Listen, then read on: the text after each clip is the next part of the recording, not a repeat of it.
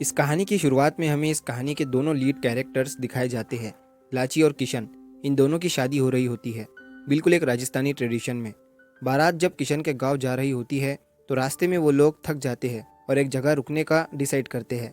तभी वहाँ पर लाची फ्रेश होने के लिए उस बैलगाड़ी से उतरती है, लेकिन तभी उसके कपड़ों पर एक कौवा बीट कर देता है। वहीं पर उसकी साथी कमली भी पहुँच जाती है और दोनों सोचते हैं कि इस कौवे ने तो कपड़े खराब कर दिए, क्यों ना पासी की बावड़ी में जाकर कपड़ों को साफ कर लिया जाए। और तभी हम देखते हैं कि वो कौवा एक गिलहरी में बदल जाता है, जिसके बाद में फिर वो एक पक्षी का रूप धर लेता है। इसका मतलब ये था कि ये एक प्रेत आत्मा थी जो किसी का भी रूप धर सकती थी। यहाँ पर हमें जयपुर के आबिनेरी गांव की चंद बावड़ी दिखाई जाती है। यहाँ पर वो मायावी पंछी बार बार लाची के आसपास घूमने लगता है और उसे घूर घूर कर देखने लगता है। जब लाची उस बावड़ी के अंदर अपना चेहरा धो रही होती है तब वहाँ पर उसे किसी के चलने की आहट आती है, मगर जब लाची पीछे मुड़कर देखती है तो वहाँ पर कोई नहीं होता है, सिर्फ गीले चलने के पैरों के निशान उसे दिखाई पड़ते हैं। ये देख लाची काफ़ी ज़्यादा डर जाती है और वहाँ से चली जाती है। यहाँ पर अगेन वो पंछी अपने पीपल के पेड़ पर आकर बैठ जाता है। तभी यहाँ पर नैरेटिंग वॉइस में दो कठपुतलियाँ आपस में बात करती है और बताती है कि इस मायावी पंछी यानी कि प्रेत आत्मा को तो लाची से प्यार हो गया है। और साथ ही वो ये भी बताते हैं कि आज तक उसने हजारों चेहरे देखे, मगर उसका मन तो सिर्फ लाची पर आकर टिका। साथ ही यहाँ पर वो भूत भी कहता है कि लाची पर मेरा दिल आ चुका है, न जाने मैं इससे बिछड़कर कभी रह पाऊंगा भी या नहीं। फिर हम किशन को देख पाते हैं जो कि अपने शादी में खर्च पर अपना लेखा जोखा चेक कर रहा होता है और बार बार यही दोहरा रहा होता है, फल फूल गुलाब जल, और एक चौथा खर्च उसे याद नहीं आ रहा होता है। तभी यहाँ पर लाची की एंट्री होती है और वो उसे कहती है कि हिसाब किताब तो आप कल भी कर सकते हैं, आज हमारी शादी हुई है तो क्यों ना हम साथ में टाइम स्पेंड करें। रिप्लाई में किशन कहता है कि नहीं, सारा काम मुझे आज ही करना पड़ेगा क्योंकि कल मैं दूसरे शहर निकल रहा हूँ। पिताजी ने कहा है कि व्यापार करने का ऐसा शुभ अवसर 15 सालों में सिर्फ एक बार आता है और वो दिन कल का है। अगर कल का दिन चूक गया तो फिर अगले मौके के लिए मुझे 15 सालों तक का इंतजार करना पड़ेगा, जो कि मैं बिल्कुल नहीं चाहता हूँ। लाची उससे पूछती है कि आखिर आप कितने दिनों के लिए जा रहे हैं, तो किशन कहता है कि दिनों नहीं, सालों के लिए। सिर्फ 5 साल की ही तो बात है और ये 5 साल तो चुटकियों में यूं ही बीत जाएंगे। जिसे सुनकर लाची काफ़ी ज़्यादा परेशान हो जाती है और रोने लगती है, क्योंकि ये तो उसकी शादी का पहला दिन था, लेकिन इस बात में उसे पूरी तरीके से तोड़ दिया होता है। किशन उसे मनाने की काफ़ी कोशिश करता है, मगर लाची का दिल टूट चुका था और वो बहुत ज़ोर ज़ोर से रोने लगती है। वहीं पर सीन शिफ्ट होता है अगले दिन, जहाँ पर किशन की भाभी आकर लाची से मिलती है और कहती है कि मैं समझ सकती हूँ तुम्हारी तकलीफ, मैं जानती हूँ धनी के यहाँ से जाने के बाद कैसा लगता है। धनी एक मारवाड़ी वर्ड है, इसका इंग्लिश में मतलब होता है हस्बैंड। फिर हम किशन और उसके पिताजी को देख पाते हैं जिनका नाम होता है बवरलाल। वो उसे बताती है कि व्यापार का सुख सबसे बड़ा सुख होता है और ये सुख पाने के लिए लोगों की जिंदगी बीत जाती है, तो खुशी मना कि वो दिन आज है तेरे लिए। किशन भी अपने पिता से कहता है कि आप चिंता मत कीजिए, मैं जितना यहाँ से लेकर जा रहा हूँ उसका 10 गुना ही लेकर लौटूंगा। जब किशन अपने घर से निकलता है तो उसका रूट भी वही होता है जहाँ से वो पीपल का पेड़ और वो कल जब वो बारात के साथ वहाँ रुके थे वो जगह से होकर गुजरता है। मगर तभी उस भूत की नज़र किशन पर पड़ती है और वो सोचता है कि कल ही तो इसकी शादी हुई थी और आज ये अपना बोरिया बिस्तर बांध कर वहाँ से जा रहा है। देखूँ तो सही आखिर माजरा क्या है। तभी वो भूत एक इंसान का रूप धर कर उसके पास पहुँचता है और उसे कहता है कि शायद कल मैंने आपको देखा था, आपकी शादी तो कल ही हुई है और आखिर आप जा कहाँ रहे हैं। रिप्लाई में किशन कहता है कि मेरे पिताजी कहते हैं कि व्यापार से बड़ा कोई सुख नहीं होता है और आज का दिन तो काफ़ी ज़्यादा शुभ है। ऐसी शुभ घड़ी 15 सालों में एक बार आती है, इसलिए मैं दूसरे शहर जा रहा हूँ व्यापार के लिए और वापस लौट आऊँगा 5 साल के बाद में। ये सुन उस भूत को खुशी होती है कि ये तो 5 साल के लिए इस शहर से ही बाहर जा रहा है, क्यों ना मैं इसी का रूप धर कर इसके घर पहुंच जाऊं। और फिर वो उसी पीपल के पेड़ के पास जाकर सेम टू सेम किशन का रूप बनकर पहुंच जाता है उन्हीं के घर। जहां उसे घर वापस आता देख बवरलाल उससे पूछते हैं कि किशन तू तो परदेश गया था व्यापार के लिए, आखिर वापस यहाँ क्यों लौट आया। तो जवाब में किशन कहता है कि रास्ते में जाते वक्त मुझे एक महात्मा जी मिले जो कि लोगों की इच्छाओं को पूरा कर रहे थे। मैं तो जाकर सीधा उनके चरणों में गिर गया और उनकी काफ़ी सेवा करी। तो महात्मा जी ने मुझे वरदान दिया और बोला कि मांग तुझे क्या चाहिए। तो मैंने बताया कि मैं तो व्यापार के लिए प्रदेश जा रहा हूँ। मेरे पिताजी ने कहा कि व्यापार का काफ़ी शुभ अवसर है और अब क्योंकि किशन ने महात्मा जी की काफ़ी सेवा करी थी तो महात्मा जी ने उसे एक वरदान दिया और कहा कि जब तू रोज़ सुबह अपने जेब में हाथ डालेगा तो तुझे 5 सोने की अशरफियाँ मिलेंगी। इसीलिए किशन बिना कुछ सोचे समझे फिर से दबे पाँव अपने घर वापस लौट कर आया। बवरलाल जी ने कहा ठीक है, कोई बात नहीं, तूने बहुत अच्छा काम किया, मगर ये राज की बात ये सिर्फ हम दोनों के बीच में ही रहनी चाहिए, किसी और को इसके बारे में खबर ना चले। अब तू जा और सीधा जाकर सो जा और सवेरे आकर मुझे मेरी 5 सोने की अशरफियाँ दे देना। यहाँ पर किशन की मुलाकात लाची से होती है।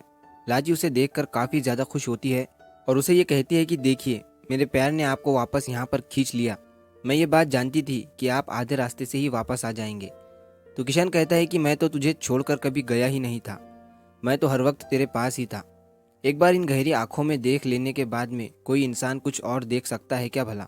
यहाँ पर लाची भी अब किशन के प्यार में पड़ चुकी होती है और उनके बीच में एक इंटीमेट सीन भी होने वाला होता है। लेकिन तभी वहीं पर किशन बोल पड़ता है कि एक बार जांच पड़ताल तो कर लो कि मैं कोई और तो नहीं, या फिर तुम्हारे पति का रूप धर कर आया कोई बहरूपिया तो नहीं। तो लाची हंसने लगती है और कहती है कि वही मूछ वही कटकाठी, तो आखिर तुम एक बहरूपिये कैसे हो सकते हो। रिप्लाई में किशन कहता है कि नहीं लाची, मैं तुम्हारा असली पति नहीं, मैं तो वही भूत हूँ जिसने तुम्हें उस दिन पीपल के पेड़ से घूर घूर कर देख रहा था। और साथ ही रास्ते में तालाब पर जब तुम अपना चेहरा धोने के लिए पहुंची थी, तब वहां पर जो पंछी आया था वो भी मैं ही था, और जिसके कदमों की आहट तुमने सुनी थी वो कदम भी मेरे ही थे। ये सुन लाची काफी ज्यादा डर जाती है। तभी वहां पर किशन कहता है कि मैं चाहता तो नहीं बता सकता था, लेकिन अगर नहीं बताता तो अंदर ही अंदर घुट घुट कर मर जाता, और यही रीजन था कि मैंने तुम्हें अपनी सारी सच्चाई बता दी। मैं जानता हूँ कि ये बात सुनने में काफ़ी ज़्यादा कठोर है, लेकिन अभी ये फैसला तुम्हारे हाथों में है कि मैं तुम्हारे साथ रह सकता हूँ या नहीं। अगर तुम इस वक्त भी बोलोगी तो मैं इस वक्त भी यहाँ से चला जाऊँगा। घर में किसी और को नहीं पता है मेरे बारे में, ये सच सिर्फ तुम्हें पता है। पहले तो लाची भी काफ़ी ज़्यादा परेशान होती है और फिर वो कहती है कि पहले जाने वाले को तो नहीं रोक पाई, लेकिन दूसरे वाले को रोकने का हक तो कम से कम है मेरे पास। और इसी के साथ लाची इस भूत को अपना नया किशन मान लेती है। यहाँ पर अब इन दोनों के बीच में भी प्यार बढ़ जाता है। अगले दिन सुबह किशन जब उठकर अपने बरामदे में आता है तो उसके पिता भंवरलाल उसे कहते हैं कि रे किशन, इधर आ, तूने मुझसे वादा किया था कि सुबह सुबह तू आकर मुझे मेरी 5 सोने की अशरफियाँ देगा। अभी तो 10 बजने वाले हैं, कहाँ गई मेरी 5 सोने की अशरफियाँ। तो किशन कहता है कि जिस वक्त मैं आपके पास आया उस वक्त आप सो रहे थे, तो मैंने चुपचाप आपकी जेब में डाल दी।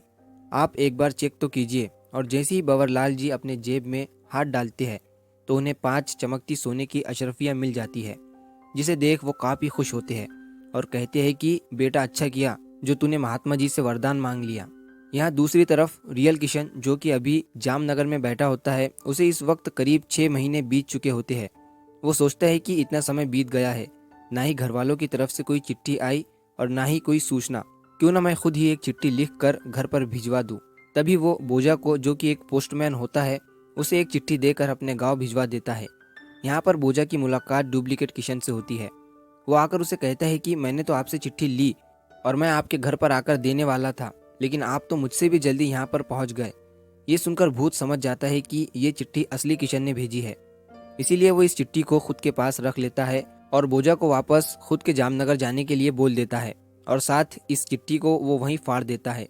जब बोजा 15 दिनों के बाद चलते चलते वापस से जामनगर पहुंचता है तो रियल किशन उससे पूछता है कि मेरे परिवार वालों ने तुम्हें कोई सूचना दी या फिर मेरे लिए कोई खत या फिर कुछ खाने की चीज़ भेजी। ये देख बोजा काफ़ी हैरान हो जाता है और कहता है कि मैंने तो तुम्हें लाकर चिट्ठी हाथ में दी थी और फिर से तुम मुझसे पहले यहाँ पर पहुँच गए, तुम कोई भूत हो क्या। ये सुन किशन कहता है कि लगता है तूने पी रखी है। अगर मैं तेरे हाथों चिट्ठी भेजूंगा मेरे परिवार के लिए तो जाकर मैं खुद तुझसे पहले वहाँ पर कैसे पढ़ूंगा।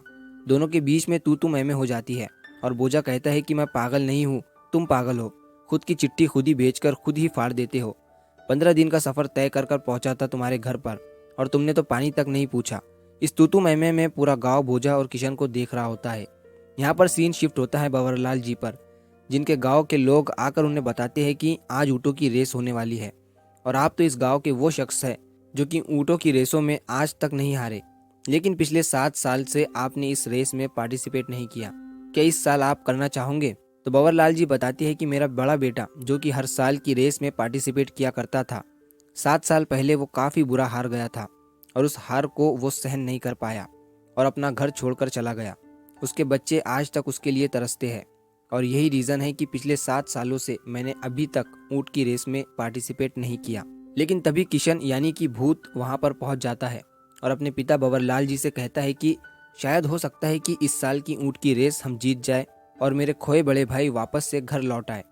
ये सुन भंवरलाल जी कहते हैं कि ठीक है, इस साल हम ज़रूर पार्टिसिपेट करेंगे और ये रेस जीत कर भी रहेंगे।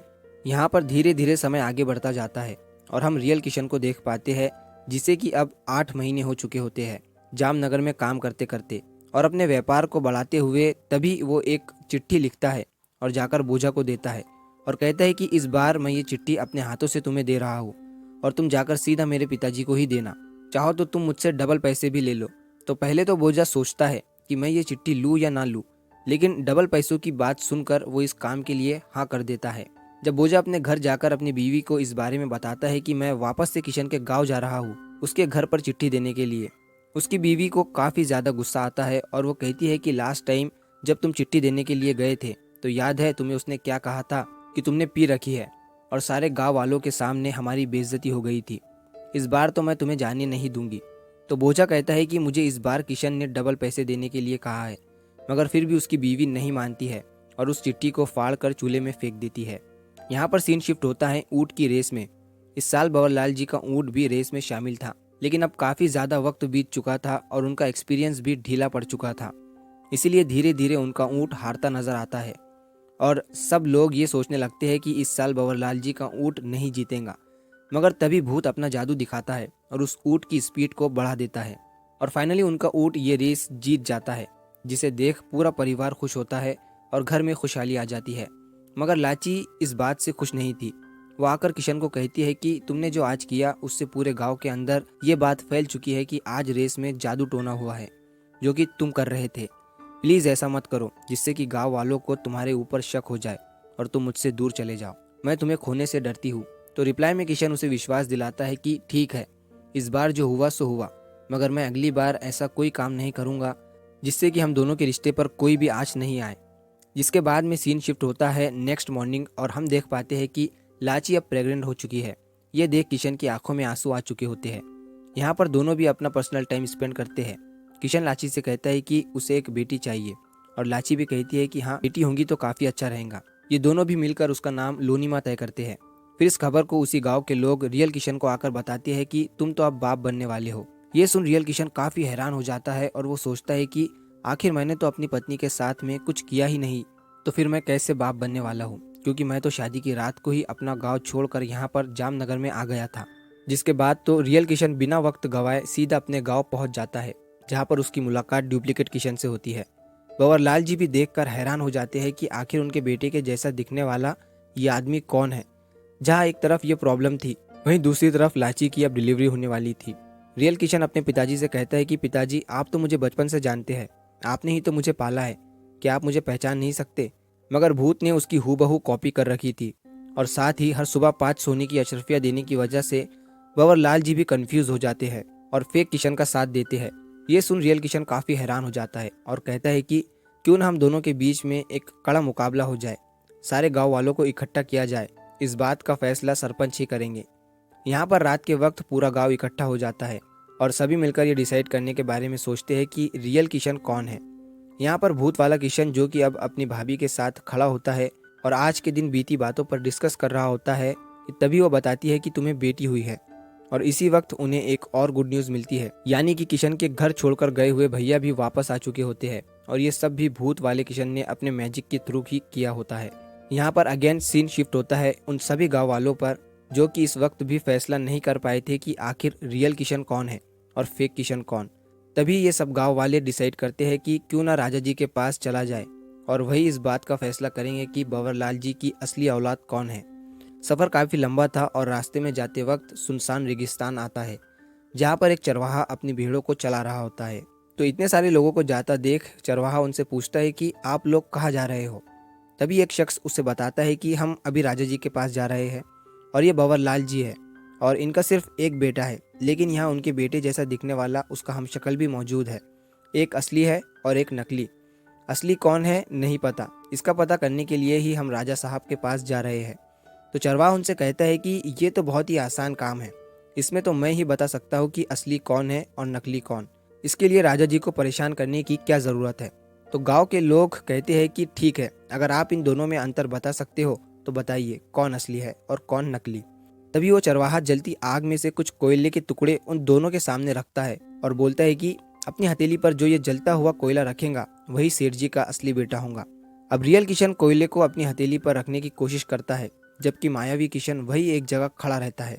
तभी चरवाहा कहता है कि असली बेटे के अलावा ऐसा साहस कौन कर सकता है।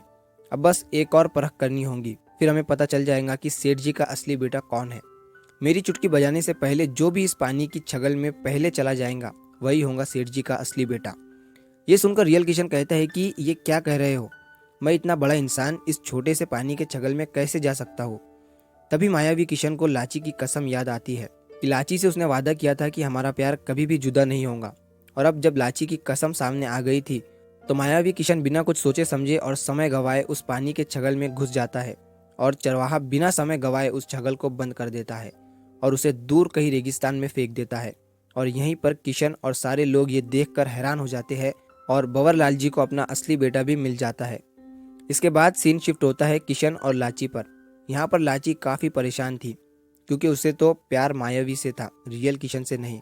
और रियल किशन ने तो आज तक उसके साथ प्यार की दो बातें भी नहीं की थी। तभी कहानी में ट्विस्ट आता है और रियल किशन उसी मायावी की तरह हंसने लगता है और लाची को छूने लगता है। और इसी के साथ ये मूवी यहीं पर ख़त्म हो जाती है।